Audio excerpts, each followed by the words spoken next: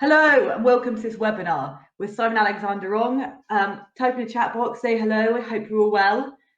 So this webinar series is called Igniting Enterprise. It's presented to you by the Peter Jones Foundation with Simon Alexander Ong in today's session.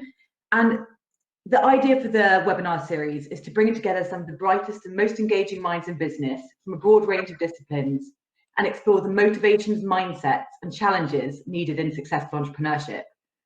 So the Peter Jones Foundation was set up in 2005 by established businessman and star of Dragon's Den, Peter Jones.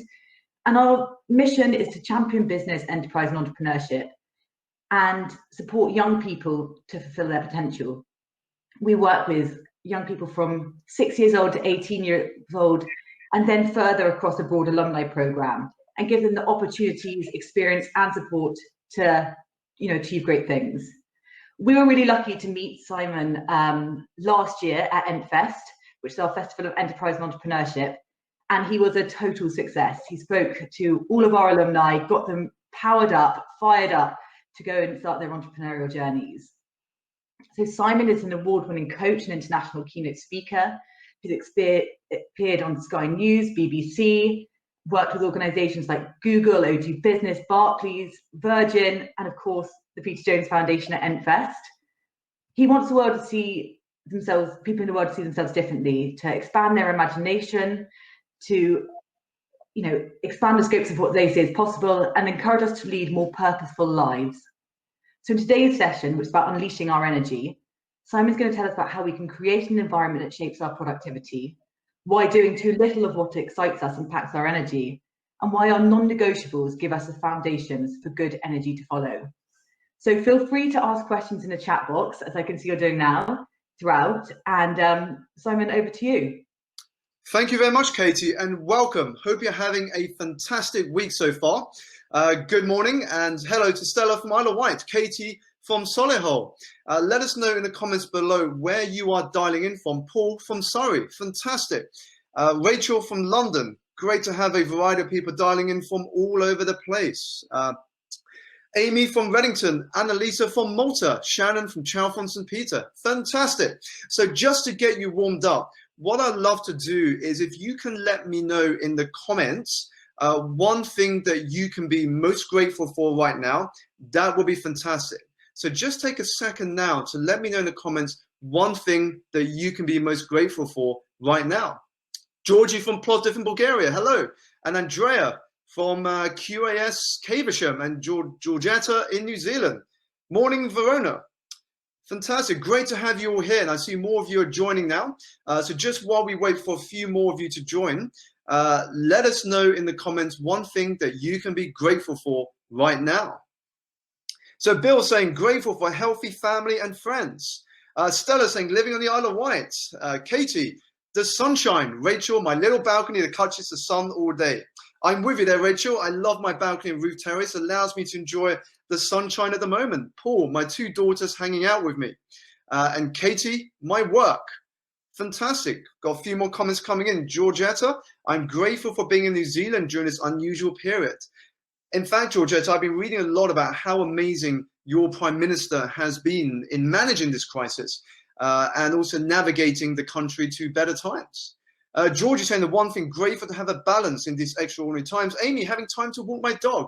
Chris, my two rescue dogs. So two people there on dogs. And now Ruth adding my dog as well and family. Great to have a lot of dog-loving people here. So before we kick off, what I want to remind you of is if you haven't already, make sure you grab a notepad and pen. Because as Richard Branson said, one of his key success traits is always carrying a notepad and pen with him wherever he goes. Because you never know from a conversation, from something you read, from a video like this that we're having right now, what insights, ideas, and lessons that you will get.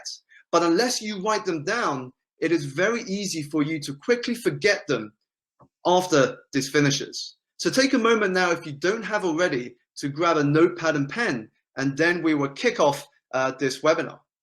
And as we progress through this webinar, make use of the comments, introduce yourself, ask me any questions in the box that I can pick up as we go along. I want to make this as informal and conversational as possible so that you get the most out of this webinar and our time together. Fantastic. So I'm going to assume you now have your notepad and pen at hand and you're ready to start writing notes during this webinar. So I want to start with sharing with you a story. I want to take you back to 1943, around the time of World War II. So in 1943, Clarence Johnson, chief engineer at a company called Lockheed, receives a call from the US Department of Defense. During this call, he hears from the US Department of Defense that German jet fighters had just appeared across the skies of Western Europe. As you can imagine, the timeline was tight and the mission impossibly critical. Yet Johnson had an idea. Johnson had an idea.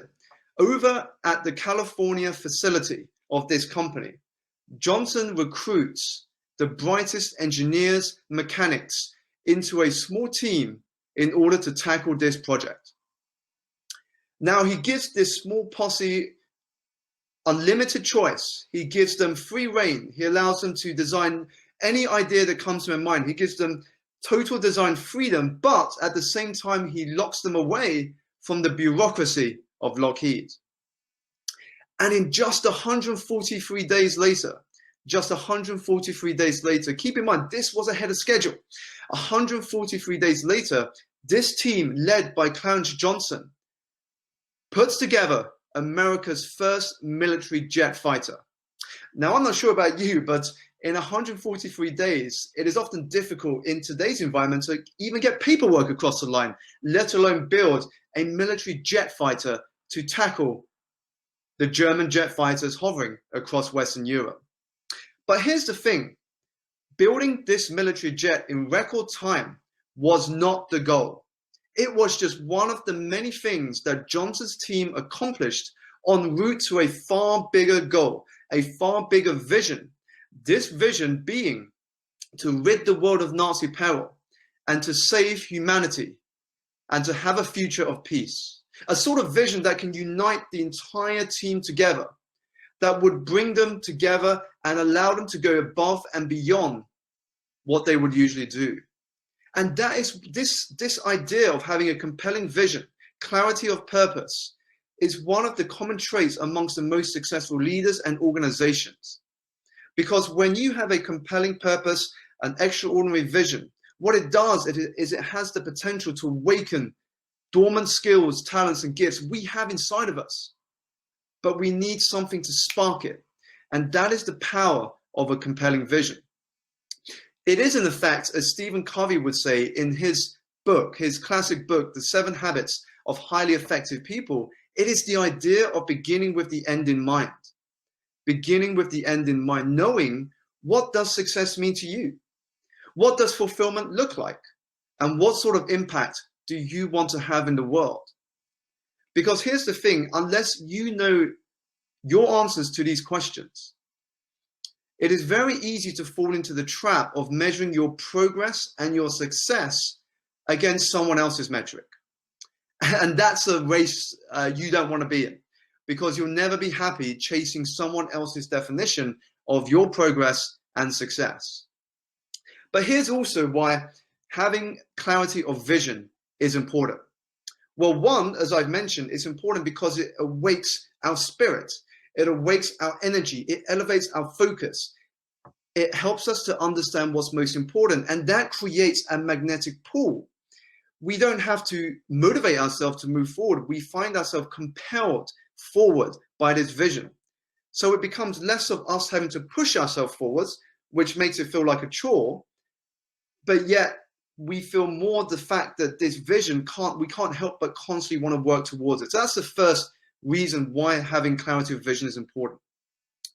Second, it is being able to pull together your team or those that you are responsible for leading, just like Clarence Johnson did in that story of how he and his team put together America's first military jet fighter. This ability to share a vision with the team allowed them to come together, allowed them to act as one. Now, if you're running a business or looking to start a business, the third part is probably going to be another important area of why knowing your vision and being able to communicate it is important. Because not only are you energizing yourself now and energizing your employees, but the ability to effectively communicate what you do and why you do it to others will allow you to energize the people that you want to be your customers, to move them to action. And that's the power of being able to communicate that vision to others, because your product and service is only what you do.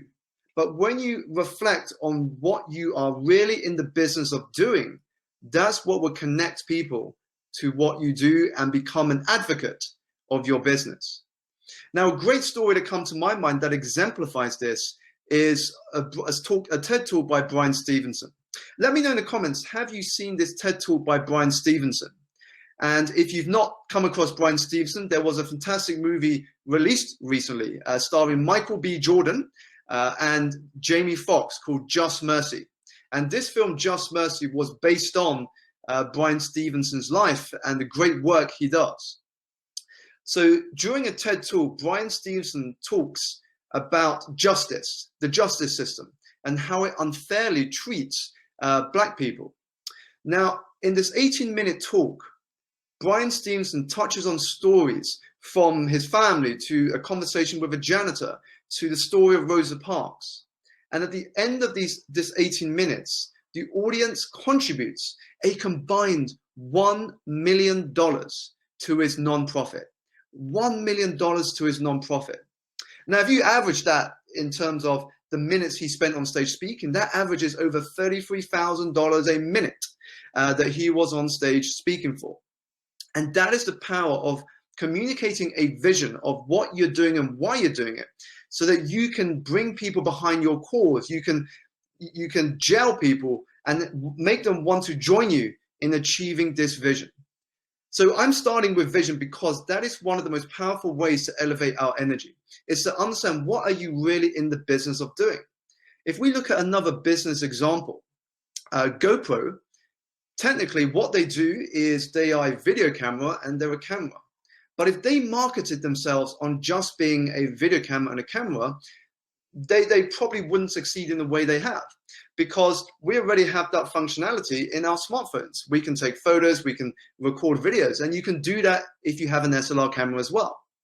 Now, what they did is, knowing that, they decided to flesh out a vision.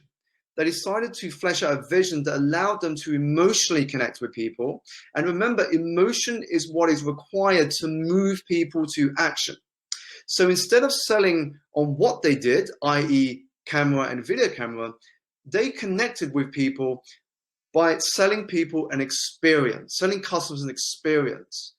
By investing in a GoPro, you are investing in the experience of being able to share timeless memories, in the moment adventures, to inspire, to excite people that will watch your videos, to share these moments that will last forever. They tapped into the emotion of experiences. And that is what we can do as businesses, as entrepreneurs. How can we tap into something that is experiential, that means something to people? Because we, whether you realize it or not, we make purchasing decisions based on emotion. We make purchasing decisions based on emotion, and then we justify that emotional decision logically after. It is why a lot of people will buy the latest iPhone, where it's not a necessary purchase, but they've bought it because they think it's cool. They got to have the latest phone, whereas they could have spent that $1,000 more wisely by investing in themselves. But the emotion of having that latest gadget far outweighs the idea of sitting in front of a laptop or going on a weekend course and giving up a whole weekend. So emotion is such a powerful way to elevate our energy, and that begins with vision. Now, what can help us realize that vision, to make big steps forward to making that vision a reality, are three other things to do with energy. They are the physical energy, your environmental energy, and your mental energy. Now, before I dive into those three areas, there are three rules we have to accept if we are going to succeed in entrepreneurship, if we're going to succeed in living our best life and producing and creating a business that has an impact. Because at the end of the day, our value is determined by how much more we have given to the world than we have taken. So you might want to jot these down. The 3 rules we have to accept before we can start elevating our energy is 1, commitment, 2, habits, and 3, adaptability. So the first one, in terms of commitment, what I mean by commitment is that there is a big difference between commitment and interest. 2 different words. It is why most people that will set New Year's resolution fail to achieve it, or will have broken that resolution within the first few weeks and make the same resolution year after year after year. Why? Because what they have put together is a list of interests.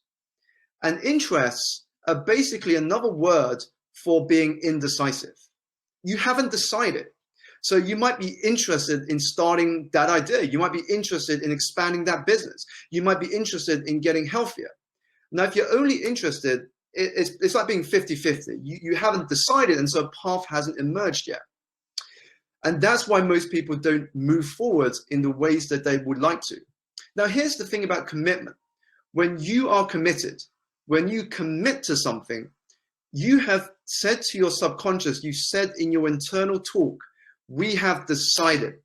We have decided that this will happen. This is going to happen. And because you have decided, your mind now jumps to how. How are we going to do this? How are we going to expand that business? How are we going to market this? And that, I tell you, is a fantastic place to be. Because when you start talking about your how, that is you in an action-oriented mindset. That is you in the phase of deciding what action are you going to take. You are now in an action mode. And that is a key habit to embrace, a key characteristic. If you want to be successful, it is about embracing a strong bias towards action. Strong bias towards action. That's what you will find amongst the greatest success stories in companies and entrepreneurs and leaders in society, is they always demonstrate a strong bias to action. Here's also the other thing about commitment. When you commit to something, when you commit to building a lifestyle, an entrepreneurship lifestyle, a lifestyle that will allow you to make your business a success, what you are also doing is you are moving away from a victim mindset to a more empowered one. You are moving to a winning mentality. Because before we commit, before we take responsibility, too many of us are in a victim mindset. When things don't go to plan, we blame the economy, we blame our boss, we blame coronavirus, we blame anything but us. We always find something to blame, but that is the downside of being in that victim mentality. But when we move to commitment, we start taking responsibility. And that, for me, is when life truly begins, when you start taking full responsibility for where you are and where you're going. Because excuses will always be there for you, opportunity will not. And so when you take responsibility, it is so empowering. It's so empowering because when we focus on what we can't control, we get paralyzed by overthinking. But when you focus on what you can, because you're taking responsibility today for your actions, for your choices, you become empowered to take action. You become empowered to take action because you are now taking your focus away from dwelling on what you can't control and focusing on what you can. And you know there's a lot of things that are in your control. You know there are. It's just being inspired, committed, and focused to follow through, not on what anyone else has told you, but on what you told yourself that you were going to do. So that is commitment. The second is habits. Now here's why habits are so important. And I like to call them non-negotiables. The reason I like to call them non-negotiables is because if you make them a non-negotiable, you make them a priority. And so habits is an important rule to embrace, because if you look at the world, as I said just now, you can't always control outcomes. So what that means is you're not always going to achieve your goals, right? You're not always going to achieve your goals. However, I guarantee you that you will always achieve your habits. So if you've got the habit of waking up every day early and doing a morning workout, I guarantee in no time, you're going to be healthy. You're going to be energized. You're going to be focused, because that is your habit. And your habits reinforce and create your identity. It is self-reinforcing. So if you have a lot of negative habits, then, well, that's going to reinforce an identity of perhaps laziness, of a procrastinator, of being indecisive. But if you embrace regular and consistent habits of working out, of reaching out to people, of taking on new challenges, of stepping out your comfort zone, of upgrading your skills on a consistent basis, of adding value to other people, your customers, your employees. If you do that on a regular basis, guess what? That reinforces the identity of being someone that is of value, of being someone that is a leader, because those habits reinforce who you are. Again, you don't always get your habits, you don't always get your goals, but you will always get your habits. So one's commitment, two is habits. The third is adaptability. Now, here's why adaptability is important, and also especially timely, given where we are in the world at this moment. So Charles Darwin, in his book, The Theory of Evolution, said it is not the strongest or most intelligent that survive, it is the most adaptable. It is the most adaptable. Now, we are in a very strange situation at the moment. We are in unprecedented times. But it is in times like this, it is in moments like this, where those who have the ability to adapt are able to come out of this stronger. Because anyone can, let's be honest, anyone can do well when times are good. Anyone can do well when the economy is booming. Anyone can do well when there's no challenges. But the real test of a business, the real test of leadership, is how we respond and how we adapt in times of uncertainty.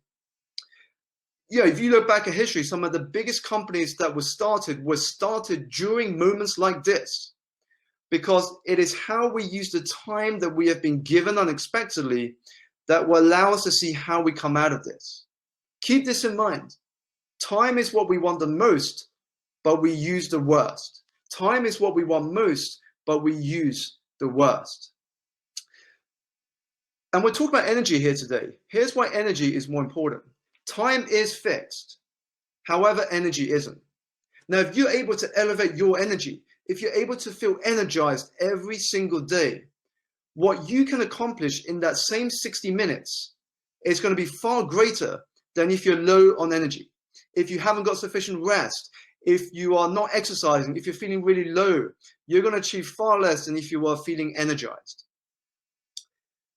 Now, going on to the 3 areas of energy that are important to address and embrace as habits. Again, they are environmental energy, they are mental energy, and physical energy. And before I do, I've just seen a question from Chris there. So Chris saying, how can you stay committed to a side hustle when you need to attend to other responsibilities such as work, family, study, etc.? Now, Chris, that's a great question, because in my journey, I've also made the transition from working as an employee in an organization to doing what I now do today. And that wasn't an easy path. That was a transition. That was a period of where I had to make small steps to get out of that industry and do what I really wanted to do long term. And just like you, Chris, what I do today started off as a side hustle. It started off as a side hustle. And it's a journey that I've shared in my Facebook group where I go live every week.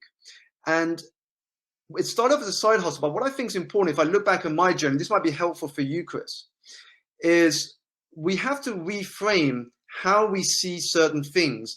And that will help us move forwards quicker.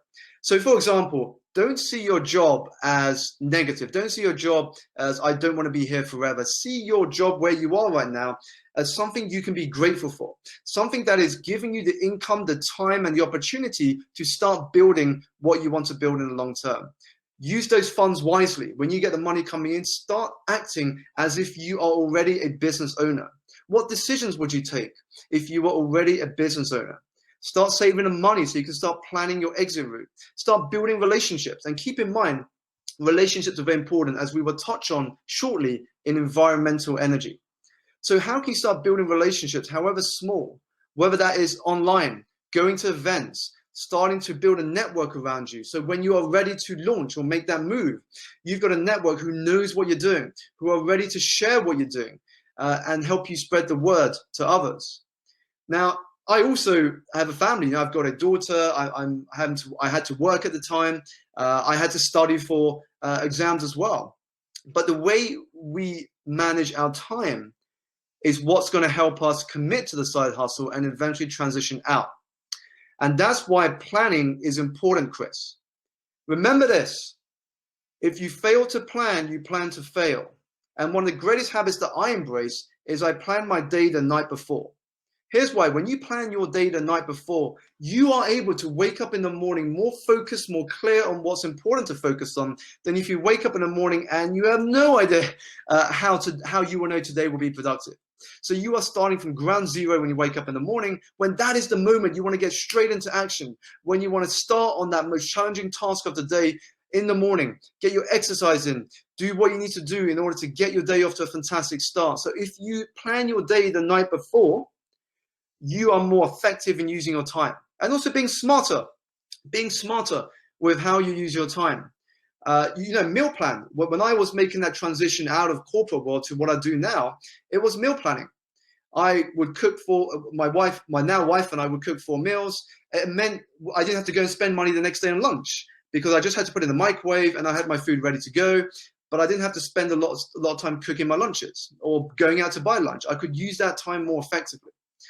So Bill's saying, where do you see targets fitting into commitment habits? Are you an advocate of smart targets over a short time frame, or a combination of long and short-term goals? Great question, Bill. So my response to that is the vision is the most important. The vision is the emotional aspect of what we're working towards. Now, where goals fit in, goals are the stepping stones to achieving a vision. So let's say I'm looking to run a marathon. So for me, my vision, and I'm going to visualize this every day. When I wake up in the morning, I'm going to visualize myself crossing that finish line, getting that medal, seeing my photo in the papers, seeing the money that I raised. Now, that is my vision. That is the emotional driver to motivate and inspire and pull me forwards to making that happen. Now, the goal part of that, the goals are the stepping stones. So my goal might be, okay, my first goal is I got to eat better. So the goal could be, well, what can I eat better this week? How many times a week can I make sure I've got a third, carbs, veg, protein? And then another goal could be measuring my time. What is my time in running a mile? And then noting that down. And then I measure that goal. How am I progressing that goal of running in the time that I want to do? And that, again, those are goals. We are breaking those things down. So I think the vision is the most important, because it inspires us, inspires the people that are involved in making that happen. And then the goals will be, if you will, the stepping stones to make that vision a reality. So that's the way I see it there. Paul, congrats on the arrival of your daughter. Thank you very much. So if I now jump back to the 3 areas of energy, and I'm going to pick up on the questions again in a minute. So the first part is environmental energy. Now, here's why environmental energy is important. I often get asked, what is the quickest way to succeed in any area of your life and business? Now, here's the short answer. The quickest way to succeed in any area of your life and business is to consciously design an environment that makes it impossible not to succeed. Create an environment that makes it impossible not to succeed. So what do I mean when I think about environment?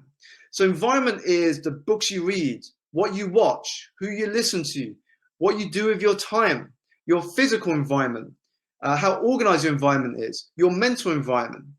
All of that contributes to your environment. There's a great saying that we are the average of the 5 people that we spend most of our time with. And that is so true.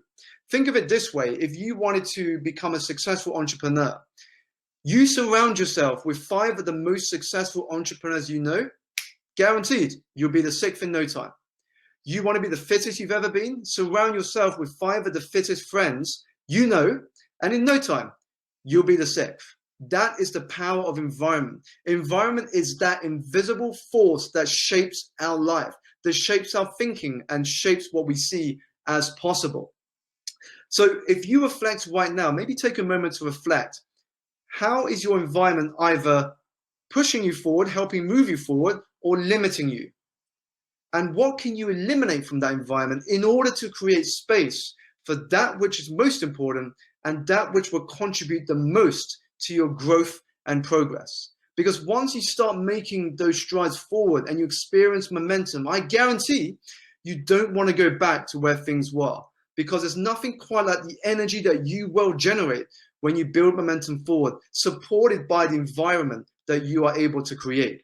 And that's why everything begins with creating that environment. Yes, willpower can work, willpower will help, but I tell you now, willpower won't last. Willpower will get you so far, but in order to ensure the direction you want to go will be consistent, you've got to start upgrading your environment. You've got to create an environment that will allow you to go from ordinary to extraordinary. And keep this in mind when we think about extraordinary. If you want to live an extraordinary life, you have to be willing to give up an ordinary one. Because only when you are willing to do what most won't, will you be able to live like most can't. And that is the power of changing your environment. First, reviewing, then upgrading, and then optimizing your environment as you get greater awareness and understanding of how you can tweak areas of your environment for the better. So Katie's saying, developing a strategy always involves uncertainty. Our business model has changed dramatically from face-to-face events to online courses. How do I develop our business strategy when there's so much more uncertainty? E.g., will people continue to work from home and prefer online delivery? Do I just plan short-term and follow intuition for now? Great question, Katie. And for me, I think one of the great things about entrepreneurship is the fact that we are always challenged to go out of our comfort zone every day, right? Let me know in the comments if you agree. Every day we are challenged with new obstacles, new setbacks, and that forces us to have to learn to upgrade our skills in order to adapt to changing environments. Now, one of the things we have to accept is that when everything is uncertain, anything is possible. But this is also why it's important to constantly change. You have to be able to disrupt yourself and the way you work on a consistent basis. Otherwise, someone else would do that for you. And one of the lessons I've learned is to have multiple streams of income. Is to create your ecosystem, if you will. So what do I mean by business ecosystem? The simplest way is think of investing. If you are investing your money into stocks or into assets, it is stupid to invest all of your money into one company or one asset, because if that asset collapses or if that company goes bankrupt or the economy goes into recession and you've put it all into one particular asset or company, guess what? You end up losing all your money. In the investment world, what they say is to diversify your assets, diversify your investments, whether that's across property, shares, whatever else there may be that you might be interested in investing in. The mantra is diversify your assets in order to protect from unexpected circumstances. And that is the same in the business world, except in the business world, I like to see it as an ecosystem. So if you look at Apple, if you go back a couple of decades, Apple used to be classified in the stock market as a computer company. Now, if you look at Apple today, would you still classify them as a computer company? Let me know, yes or no in the comments. Would you classify Apple as a computer company? Now, for me, I wouldn't. I wouldn't classify Apple as a computer company today, because guess what? They now do, they did iPods, which is a music player. They do phones, they do TVs. They're doing all these different products that they never used to do. So in a way, I see them more now as a lifestyle company. But that's the beauty of what they've created in this ecosystem, is if one particular product line doesn't do well, they've got so many other product lines that they can benefit from. So just taking your question, going back to your question again, Katie, how I do my coaching business is I also create an ecosystem, which means when situations like what's going on at the moment come up unexpectedly, I'm able to adjust and pivot my business model in order to match what's going on. So for example, I'm speaking to you now, but a lot of the in-person speaking I was scheduled to do got cancelled. Now, if I only did speaking, if I only focused on doing speaking, I would be lost for what to do now, because I would be out of a job right now. But I've got an ecosystem. I coach people privately. So I work with leaders, I work with entrepreneurs, I work with CEOs. So I coach them at the moment virtually, privately. I do speaking. I'm doing speaking here now with you. I've just been interviewed for a global campaign headed by Cristiano Ronaldo and Unilever. There's a lot of these events going on, but a lot less than they were before this virus kicked off. I also run a Facebook group, a monthly subscription to a Facebook group where I go live every week.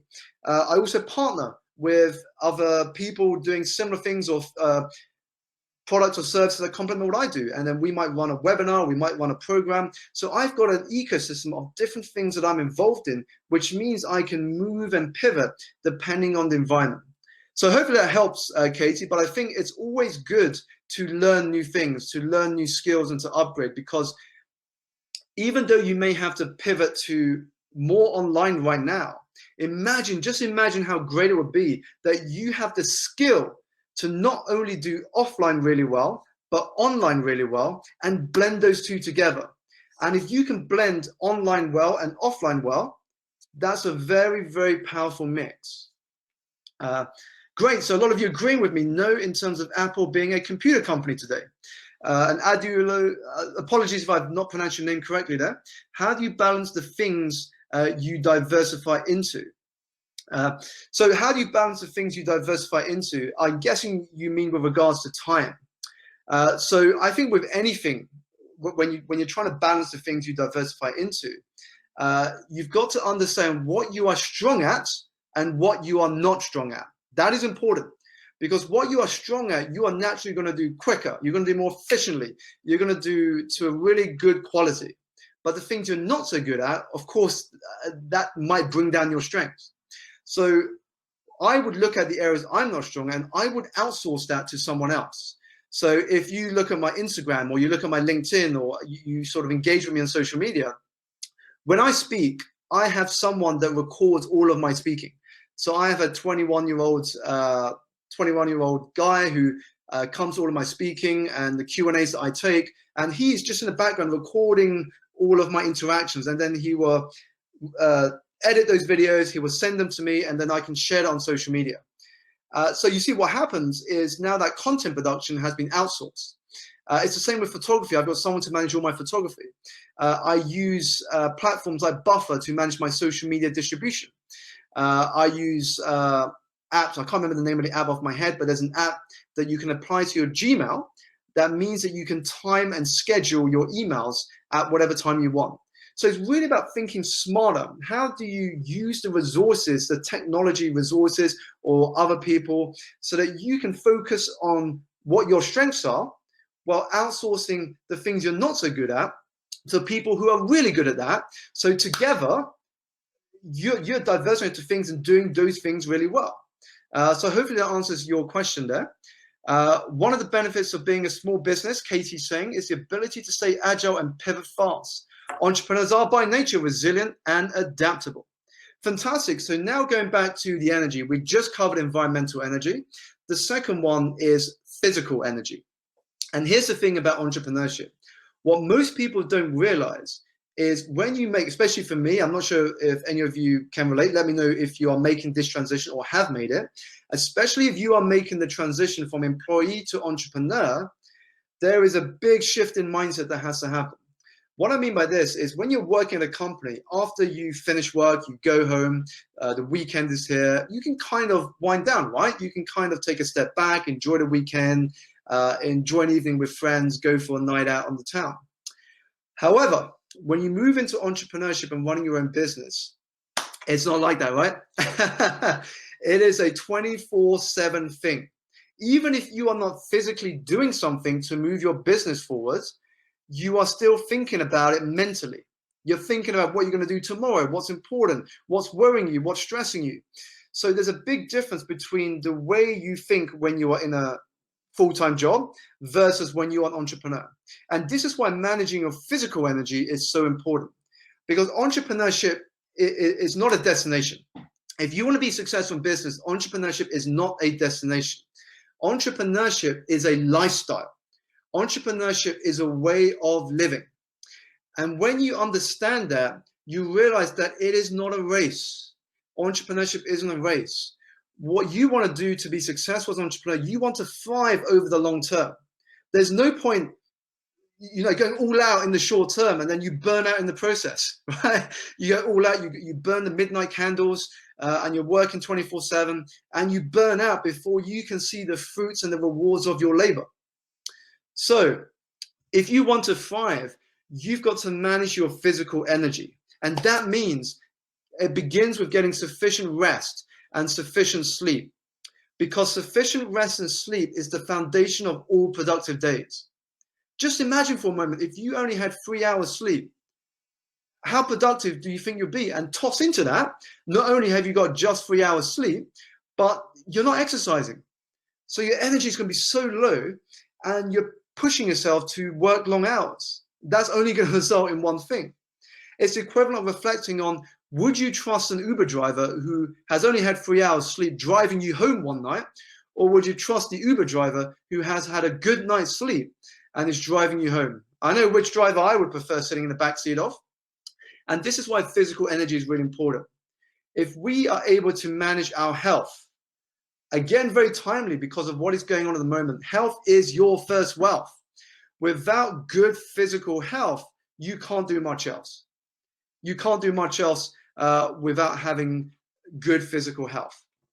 So Dean Lesser saying, with that in mind, how do you achieve a work-life balance? Now, here's the thing, Dean. It's a great question because it's a very topical question in work-life balance. Here's the way I see it. It's not so much work-life balance in so much as energy balance. So here's what I mean by that. If you really enjoy what you do, I'm not sure about you, but if you really enjoy what you do, like I love speaking. I could speak for a whole day. I could speak for 2 days. That for me doesn't feel like work, right? I could speak for hours on it, but for me that feels like minutes. So I think it's quite. I think it's not the right way to see it as a work-life balance, because otherwise it feels like to me the work is things you don't really like to do, the work stuff, and the life is kind of what you want to do, and so you want to separate that. And that might be fine if you work in a job you don't really enjoy and you want to enjoy life outside of work, so you want to think of it as a sort of separation. But for me, if you really enjoy what you do, it doesn't really feel like work. And so I see it more as an energy balance, and here's why. If you are at the extremes within each of the energies I'm sharing with you, it is very difficult to be productive. And this is why getting a balance in your energy is far more important, I think, than a work-life balance. So if you are pushing to the extremes of your physical energy, i.e. you are not exercising, you're not getting enough sleep, then that is more detrimental, I think.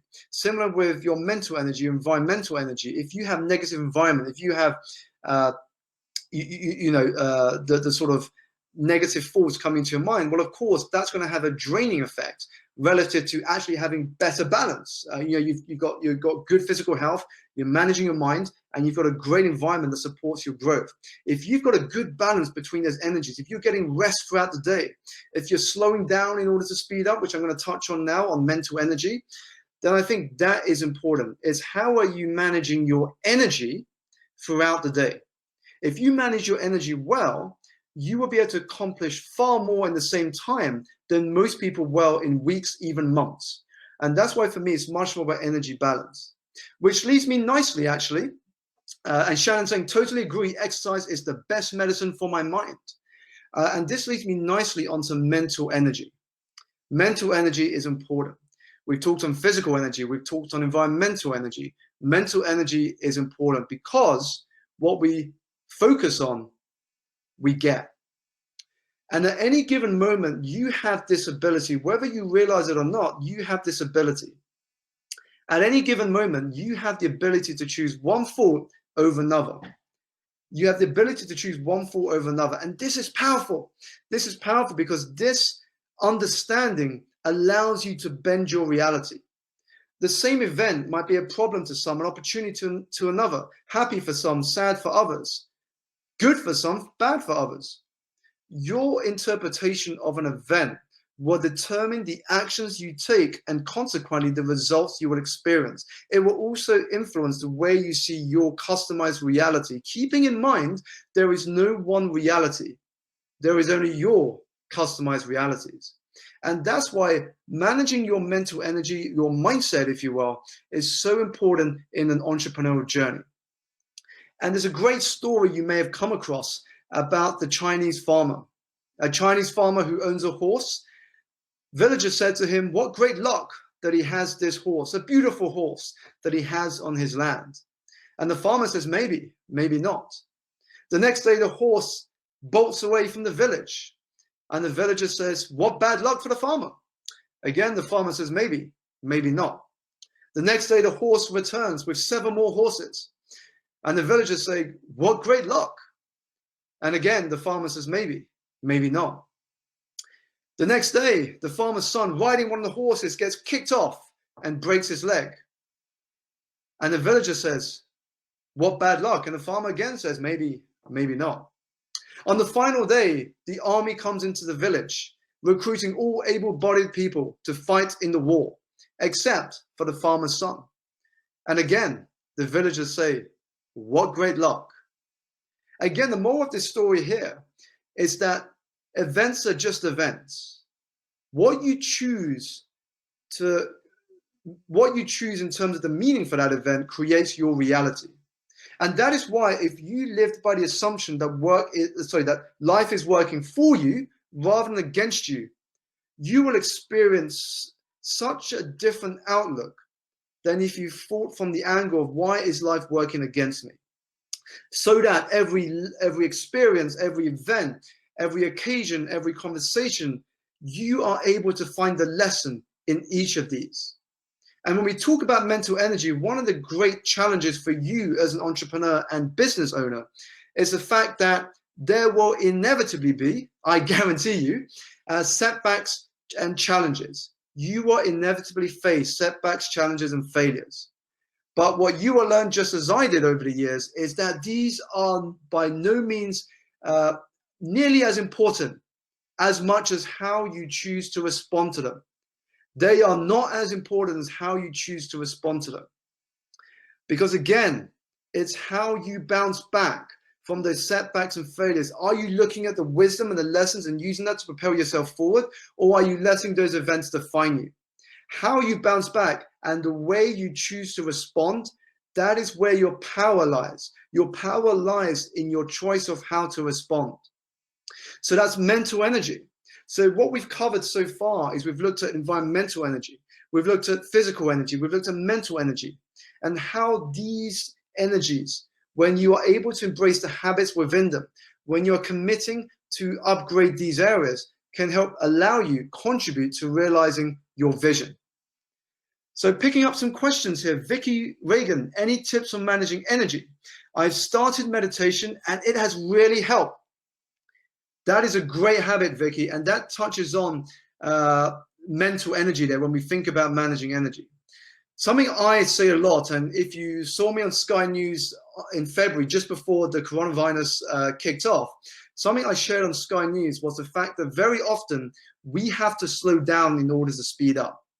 As anecdotal as it sounds, if you look back in history, what comes to mind when you think of Isaac Newton and gravity? We think of the apple falling on his head, right? And he discovers gravity.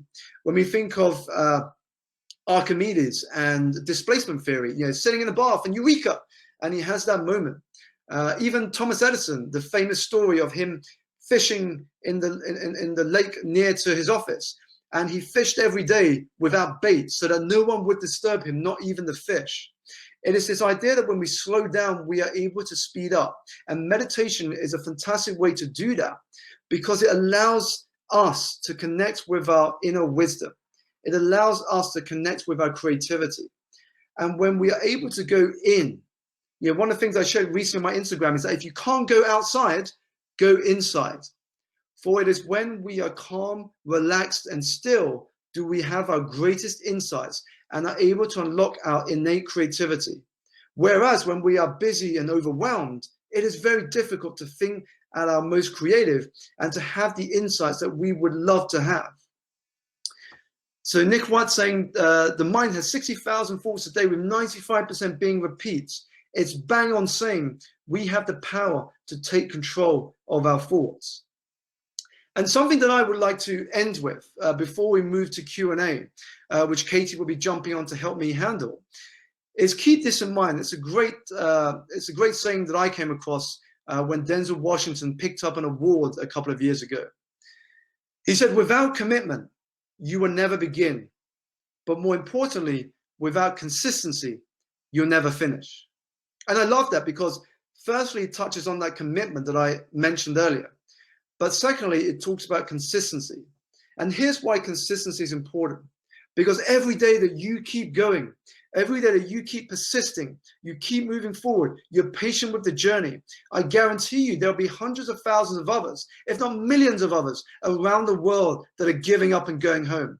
But when you don't give up and go home, when you keep moving forwards, when you trust yourself, when you're not attached to how or when, but you trust that good will happen, and that the more value you put out there, the more you will get back, eventually you'll be able to enjoy the rewards. So that's what I loved about that consistency. So keep this in mind as a finishing thought. You can't go back and change what has already happened. Don't dwell on the past. You can't go back and change what's happened. But what you can do today is you can change the trajectory of your tomorrow by upgrading your habits and your choices today. And one of the great ways to do so is to keep this Usain Bolt response in mind when he was asked how he trained to become one of the greatest sprinters of all time. And he said this: if you look at Muhammad Ali, you didn't see him say to himself, I think I'm going to be great. I might be champion one day. I hope I'll be champion one day. He said to himself, I am the greatest. I am the champion. He spoke in a definitive way. And what Usain Bolt said he took from that is he started to act as if he was already a gold medalist, record-breaking sprinter at the Olympics. Because he said, when I started acting as if I was already a world record-breaking champion, my choices were different. Because I'd upgraded my identity, I acted as if I was already this individual. I made choices and habits from my future self instead of my current self. And every choice from that point was straightforward. If I act as if I was a champion, I will get up earlier. I will hire the best trainers. I will train harder than anyone else. I acted as if I was already a champion. So keep in mind the language that you use to yourself. Eliminate should, eliminate could, eliminate would, eliminate might. Replace them with will, am, and must. And notice the difference. Fantastic. So Bill's saying, I believe Bill Gates takes a week out each year just to contemplate and think through ideas and read. Definitely. And actually, if you have Netflix, I highly recommend you watch the documentary I think it's Inside the Brain or Inside the Mind of Bill Gates. And it talks a lot about him slowing down in order to speed up. So thank you very much for joining and listening. I'm going to hand it over to Katie now for questions. But if you do have any individual questions you would like to ask me after this finishes, make sure to connect with me on my social media. Yeah, and I'll be sharing those through. Thank you so much, Simon. I mean, I'm here with my pages of notes, and I'm sure that everyone else has got theirs too. I think there are some really insightful things there and some great questions. So thank you, everyone, for being so active in the chat box. And I think to build on sort of Adeolu's point about skills, and what we think about with skills, if you're a young entrepreneur as well and you can't go and outsource those skills financially, Skillshare, because we can get lots of energy from other people and learning from them. So if you're great at with your person who helps you with your design and your video content, and someone else is better at finding the best deals online and procuring products, you can share those skills. Totally. I think what I've noticed, Katie, and if you've not observed this, it's a great initiative to start, is you can barter skills. Mm. So if someone has a skill that you need and you've got a skill they need, you could barter that skill and you can say, I can help you with this if you help me for this in return, and we both benefit. You're creating a win-win situation. So maybe you think about how can you create win-win situations where two of you can benefit. So I love this. I'm an A-level student and I found this amazing. Learned a lot of life lessons. Virtual high five. Fantastic. So I think that's absolutely brilliant. I'm going to share in the chat box now where you can find Simon, find out more of what he's up to, and where you can see his work. He's got, as he said, absolutely amazing videos online. There's so much to be inspired and look out for. And you're got an active Facebook group, active Instagram. I mean, so much that you can look at. So thank you so much. We'll be sharing this recording post live stream, so everyone can have it. And just please join me as you have done, and to kind of thanking Simon. Thank you for your time. I think we can all go away for the rest of the week, unleash our energy, think about our non-negotiables and our habits. And I think continue with motivation, because it's a demotivating time and we can choose to make the most of it, or we can choose to sort of sit at home and feel a bit miserable. So thank you very much. Do you have anything that you want to plug or anything that we should look out for? Yeah, no, if you have any other questions, feel free to connect with me on social media. If you want to also join the Facebook group, then click community on my website. Again, that's where I go live every single week. If you do have any other questions, then you can connect with me inside there. But another final thought to leave you with. You remember I said earlier in my presentation about the most successful businesses and leaders having a strong bias to action. So what I would recommend you do right now is, from your notes, once this session is finished, reread through your notes and pick out at least one thing that you will action in the next 24 hours. Not would, not could, not might, but you will action in the next 24 hours, and schedule it. Because unless you schedule it, it is not real. It is still in your imagination. And as Bruce Lee once said, knowing isn't enough. You must apply. Willing isn't enough. You must do. Thank you so much. Goodbye. Take care. Thank you very much.